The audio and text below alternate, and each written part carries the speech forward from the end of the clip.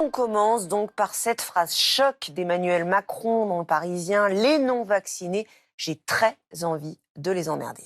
C'est tout sauf un dérapage. Ce sont des propos prémédités, organisés, d'un cynisme puéril. Après les 100 ans de François Hollande, voilà le « je vais les emmerder » d'Emmanuel Macron. Je pense que l'homme le mieux placé pour devenir président en 22, c'est Gilles de la Tourette, qui a toutes les qualités. Il retombe dans son penchant naturel, qui est de se réfugier dans la provocation, dans l'insulte, parce que la réalité, c'est que c'est un président faible, qui ne sait jamais choisir. Cette année, elle commence avec, évidemment, non pas de la bienveillance, Emmanuel Macron a laissé tout ça au vestiaire il y a bien longtemps, mais un mépris des Français, une violence vis-à-vis des Français. Parfois, le président de la République s'exprime de façon soutenue, parfois c'est de façon familière.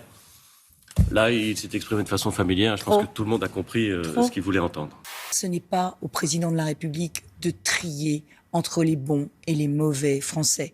Il faut les accepter tels qu'ils sont. Il faut les diriger, les rassembler sans les insulter. C'est une faute morale lourde dans un pays qui a contribué très lourdement à fracturer. Eh ben on est passé de tester, tracer, isoler, à détester, tracer, emmerder. C'est-à-dire qu'il fait de la vaccination un référendum pour ou contre Macron. Il en fait un plébiscite. Ça, c'est une faute politique. Ce sont des propos qui déshonorent sa fonction, qui montrent son incapacité, son danger. Qui gâche la vie de nos soignants qui, depuis 2 ans, sont mobilisés sous l'eau dans nos services de réanimation pour sauver des patients qui, aujourd'hui, sont essentiellement non vaccinés. Ce sont ceux qui s'opposent au vaccin. Ce qu'a dit le président de la République, je l'entends partout. Mais oui, bien sûr que oui, et vous le savez,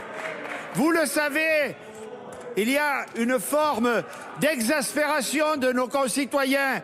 Qui gâche la vie de nos commerçants, de nos restaurateurs, de nos théâtres, de nos cinémas, qui depuis 2 ans vivent avec une épée de Damoclès au-dessus de la tête quand ils n'ont pas été fermés. Ce sont ceux qui s'opposent au vaccin. Le président de la République a pris cette référence, celle du président Georges Pompidou, qui disait « il faut arrêter d'emmerder les Français ».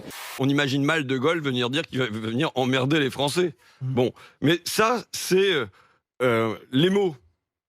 Ce qui me choque plus presque pour moi, c'est la suite, c'est « un irresponsable n'est plus un citoyen ». C'est une faute républicaine majeure. J'espère, moi, que dans 95 jours, il ne soit plus en état d'emmerder personne, mais ça, c'est la démocratie. Épidémiologiste en chef de l'agence danoise de contrôle des maladies infectieuses. Je ne sais pas si vous avez... vous l'avez lu, vous avez vu? Non, je ne l'ai pas lu, mais c'est des gens sérieux. Je pense que dans 2 mois, tout redeviendra normal. C'est ce qu'il dit. Bah écoutez, on souhaite tous qu'il ait raison. Alors en Guadeloupe, le directeur du CHU a été séquestré et exfiltré par la police ces dernières heures.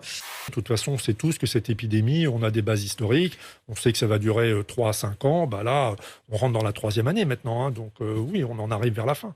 J'ai été extrait avec un coup de poing dans les côtes et un énorme coup sur la tête. J'ai perdu connaissance pendant 10 secondes, je pense. On m'a déchiré ma chemise, j'ai reçu de l'urine sur moi pendant que je courais vers la police. Je pense très possible, effectivement, que le virus se soit échappé du laboratoire de Wuhan, et pire encore, que ces travaux aient été financés par les Américains, comme ça a été dit dans le New York Times, je crois, ou le Herald Tribune, je ne sais plus dans quel journal américain.